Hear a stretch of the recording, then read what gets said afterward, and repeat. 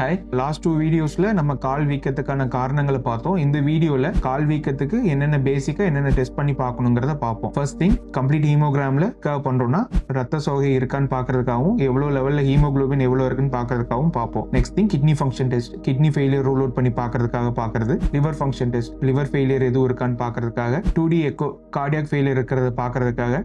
Doppler study.